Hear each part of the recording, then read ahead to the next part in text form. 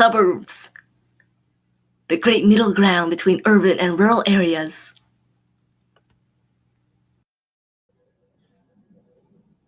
Your neighbors are close enough to talk to, but not to annoy you. I'm Mina!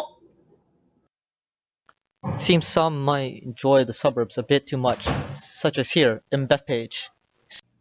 So, let's explore the suburbs a bit more, shall we? In this vast but bustling world, diversity is appreciated, and many feel that our communities have advanced greatly. But one particular community is greatly admired, almost seeming like a utopian place. People from rural areas admire a suburban area's strong sense of community that they have never experienced in their spread out homes, and people from urban areas wish for the high quality of life that they had never experienced in their urban areas, which they believe are full of chaos after experiencing them for so long. However, would these urban and rural people feel the same way once they start living in suburban areas for long periods of time? Would they still admire the large homes, the cars that almost everyone has, and the seemingly beautiful environment day after day? Well then, that's our purpose. Let's explore suburbanization, or suburban sprawl. The Fair Housing Act of 1968 made housing more readily available to a larger variety of people. And therefore, as people began flooding the cities, people originally living there began to move out and into the suburbs.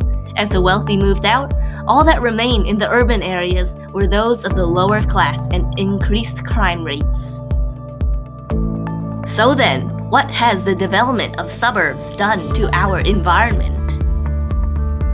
A part of the reason that suburbanization was made possible was the introduction of cars, which increased the efficiency of travel by a lot. Cars meant that people could travel longer distances, so people could move out of the city in the first place. The prominence of cars was then further emphasized in the suburbs, where walking to a train station or school or even to a local supermarket became impractical. And so more cars were needed, and suddenly every household owned at least a car. The majority of people living in the suburbs still worked in the city, so expressways were built to connect those that lived in the suburbs and the city. These areas of highway intersection, however, increased noise and air pollution in the area surrounding them.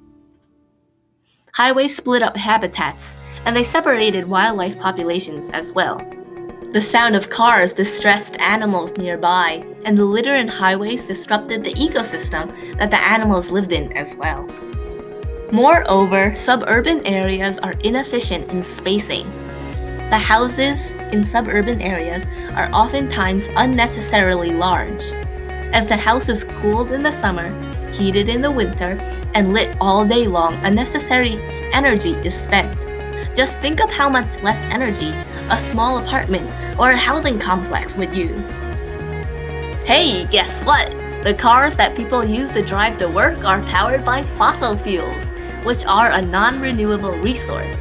And once we use our supply of fossil fuels, we won't get it back. The extraction, transport, and use of fossil fuels also destroys land and water ecosystems, as well as dirty the air you breathe. Sure, life in suburban areas will remain desirable, but I hope that I have shown you that there are several problems with living in suburban areas as well. My next point is how we should address this problem. Well, one of the things we can do to decrease suburbanization is to build more public housing complexes in cities and to create low-rent programs for people living in cities. This would give an incentive for people to move back into urban areas. Taxes can also be increased on suburban areas, and the money would then go to revitalizing city zones, which would discourage moving to suburbs and attract more people to urban environments. Finally, what we can do is increase spending for public transport. Adding more public transport options at more affordable prices will help us reduce car use and decrease air and noise pollution. What's that I hear? You don't want to move out of the suburbs? Well, I have some other points to make. Suburban buildings should be built sustainably instead. They should be smaller to conserve energy and closer to each other. We should also promote carpooling. Highways should be built in areas where little animals live to minimize ecosystem damage, and littering should keep on being not promoted. One prominent solution for suburban sprawl is mixed-use land development and repurposing buildings for mixed use. What does that mean? Well, it means that residential areas would be next to commercial areas, and educational areas would also be next to commercial areas. And this way, the distance that one has to travel is less. Whether you want to live in an urban or suburban area, it's clear that suburbanization without organization, in other words, suburban sprawl, is a problem for the environment.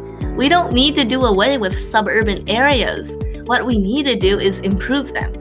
And in this midst of this frantic move to suburban areas, it is not deniable that no matter what, cities are beautiful as well, and a life in a city is an amazing and fulfilling one. We have to spread awareness about the costs of suburbanization to everyone we know. That way, we can continue to improve suburban areas together, directly or indirectly. Hey Mina, my best neighbor, best friend, think you could spread awareness of suburbanization for me? Thanks! Yeah, Benson, I'll help you spread awareness about suburban sprawl.